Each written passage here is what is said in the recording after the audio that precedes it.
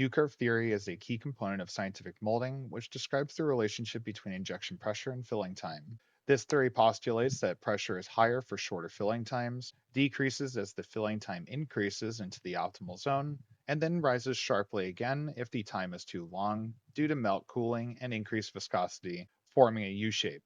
This theory helps optimize injection parameters by finding the optimal filling time where pressure is minimized for better quality.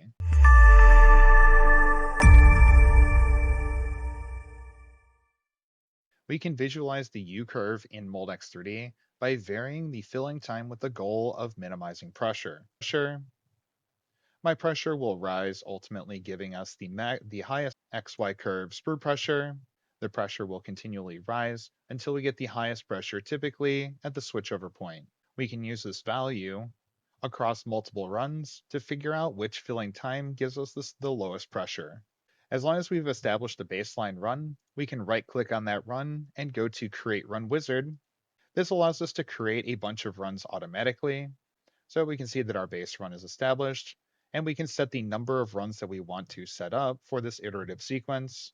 Let's say I want 5 runs as an example. We can find the base runs process condition right here. You can see all of these have 2. We can see the baseline's process condition here. In this case, it's all set to 2 seconds. So let's say I want to vary around that. Maybe I'll do 1, 1.5.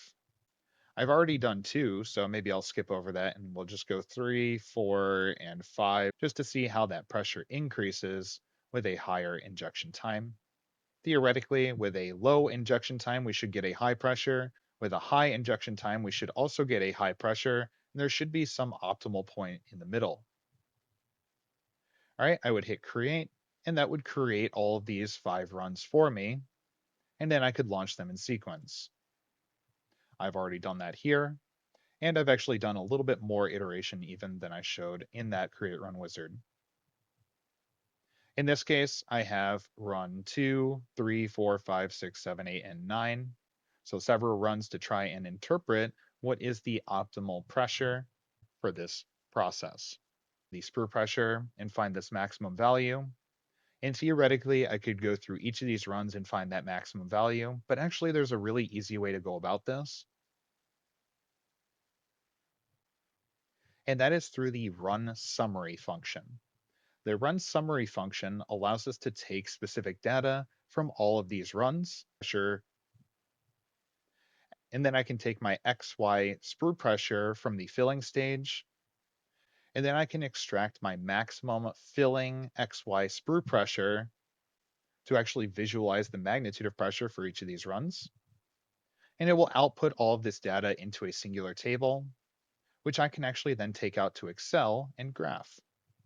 To set up these 2 parameters under the run summary function, I can use the properties function, and you have a bunch of different information available for you under the run summary settings selection. In this case, I would go to process condition, filling time, and then just add that to the right. That's this guy here. And then for sprue pressure, I can go to filling all the way down to the bottom here, XY curve, sprue pressure, move that over to the right, and then I can go in and edit the setting for this output. If I click on the little gear over here on the right side, I can select that I want the maximum sprue pressure as an output into the table. You can see that you can output many different information, and this applies to all of the results that you could include in the run summary. I can press OK. My table would update to the current selection list. And then down at the bottom left corner, I can hit update, and that will apply all of the values from the different runs into this table. All right, so it looks like at the lowest pressure, which is 1, looks like I got about 15,000 psi. Moving over, we can see that we can actually get as low as 14,000 psi, and then as the filling time increases, that pressure gradually increases as the viscosity gets higher. We can see this from the table, but I can actually export this information over to Excel. If I hit the button up here at the top right corner, I'll click the check mark for open the file automatically after saving and press OK to export the Excel. All right, and now that the Excel is open, we can see that there's the filling time and XY sprue pressure. And I can very easily graph this by just highlighting the information in these two rows, insert, scatter plot, and we'll have it drawn by lines just to be a little bit more representative. You can do this for multiple different projects and for multiple different processing methods. And this can help you to optimize your injection pressure with the filling time using a scientific moldings type strategy. Thank you for watching this advanced tips and tricks. If you'd like to see other topics covered in the future, you can leave a comment below telling us which topics you'd like to see. Please leave a like on your way out and consider subscribing to our channel to get notified when new videos like this are uploaded.